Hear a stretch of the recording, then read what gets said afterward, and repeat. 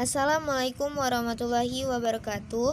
Perkenalkan, nama saya Andrea Loisa Penanda dari kelas 11 IPA 4. Di sini saya akan menjelaskan materi sejarah, yaitu konferensi meja bundar atau sering disingkat KMB, yang ditugaskan oleh guru mata pembimbing pelajaran sejarah, yakni Ibu Mita Romaita, Sarjana Pendidikan.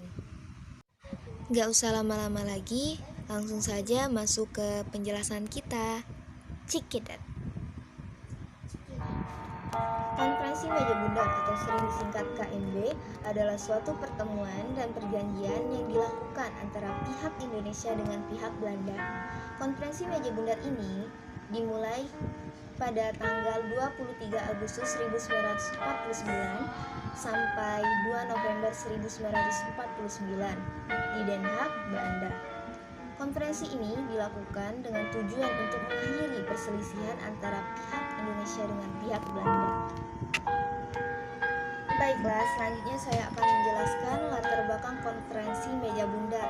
Hal yang melatar belakangi terjadinya konferensi meja bundar adalah kegagalan Belanda untuk meredam kemerdekaan Indonesia dengan jalan kekerasan karena adanya kecaman dari dunia internasional. Belanda dan Indonesia kemudian mengadakan beberapa pertemuan untuk melakukan penyelesaian secara diplomasi. Sebelumnya, telah terjadi beberapa perundingan antara pihak Belanda dengan pihak Indonesia lewat perjanjian Linggarjati dan perjanjian Renville. Pada 28 Januari 1949, Dewan Keamanan Perserikatan Bangsa-Bangsa atau kita kenal dengan PBB mengeluarkan resolusi yang mengecam serangan militer Belanda terhadap tentara Indonesia. Dengan keamanan PBB juga menyuruhkan diadakannya perundingan untuk menemukan penyelesaian damai antara dua pihak. Usai dilaksanakannya perjanjian Romproyen pada tanggal 6 Juli, rencananya akan diadakan lagi konferensi yang akan diikuti oleh para tokoh yang masih diasingkan di Bangka. Sebelumnya diadakan terlebih dahulu konferensi Inter-Indonesia di Yogyakarta antara tanggal 31 Juli sampai 2 Agustus 1949. Konferensi Inter-Indonesia dihadiri sejumlah otoritas bagian dari Republik Indonesia Serikat yang akan dibentuk. Para partisipan setuju mengenai prinsip dan kerangka dasar untuk konstitusinya.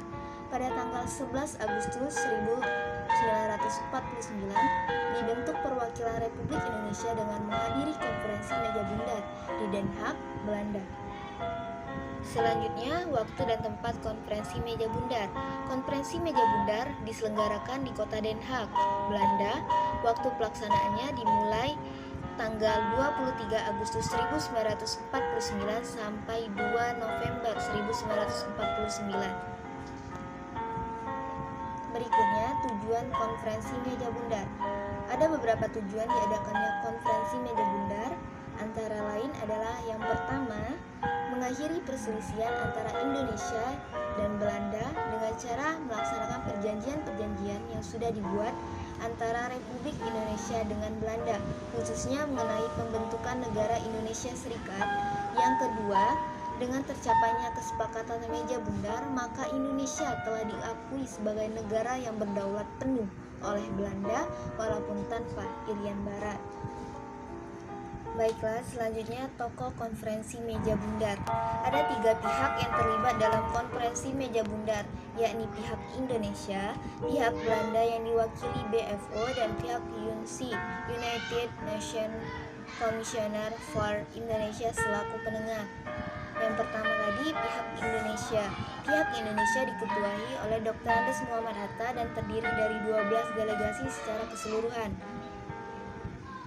yakni Dr. Andes Muhammad Hatta, Nir Mohrum, Profesor Dr. M.R. Supomo, Dr. J. Leit Nena, Mr. Ali Sastromiat Jojo, Insinyur Juanda, Dr. Sukiman, M.R. Suyono Hadinoto, Dr. Sumitro Jojo Hadikusumo, Mr. Abdul Karim Prigoddido, Kolonel T.B. Simatupang, dan terakhir M.R. Muwardi. Yang kedua, pihak Belanda. Dalam konferensi meja bundar, pihak Belanda diwakili oleh BFO yang mewakili berbagai negara yang diciptakan Belanda di Kepulauan Indonesia. Perwakilan BFO ini dipimpin oleh Sultan Hamid II dari Pontianak. Perwakilan Belanda dipimpin oleh Mr. Van Mark Seven dan UNC diwakili Schritzrow. Oke, yang ketiga pihak UNC. Pihak UNC atau United Nations Commissioner for Indonesia bertindak sebagai penengah jalannya konferensi antara Indonesia dan Belanda. Pembentukan UNC dilakukan sebagai penengah dan mediator perdamaian perselisihan Indonesia dan Belanda. Baiklah, selanjutnya hasil dan isi konferensi meja bundar. Ada beberapa poin kesepakatan konferensi meja bundar, yakni yang pertama, Belanda mengakui kedaulatan Republik Indonesia Serikat atau RIS sebagai sebuah negara yang merdeka. Yang kedua, pengakuan kedaulatan dilakukan selambat-lambatnya tanggal 30 Desember 1949. Yang ketiga, status Provinsi Irian Barat diselesaikan paling lama dalam waktu setahun setelah pengakuan kedaulatan. Yang keempat, dibentuknya Uni Indonesia Belanda untuk mengadakan kerjasama antara RIS dan Belanda yang dikepalai Raja Belanda. Yang kelima, Republik Indonesia Serikat akan mengembalikan hak milik Belanda dan memberikan hak-hak konsesi serta izin baru untuk perusahaan-perusahaan Belanda. Yang keenam, Republik Indonesia Serikat harus membayar semua utang Belanda sejak tahun 1942. Yang ketujuh, kapal-kapal perang Belanda akan ditarik dari Indonesia dengan catatan beberapa korvet akan diserahkan kepada RIS. Dan yang terakhir, tentara kerajaan Belanda akan ditarik mundur, sedangkan tentara kerajaan Hindia Belanda KNIL akan dibubarkan dengan catatan bahwa anggotanya yang diperlukan akan dimasukkan dalam kesatuan TNI. Yang terakhir, dampak konferensi meja bundar. Pengesahan dan penandatanganan isi konferensi meja bundar dilakukan pada tanggal 29 Oktober 1949. Hasil KMB ini kemudian disampaikan kepada Komite Nasional Indonesia Pusat atau KNIP.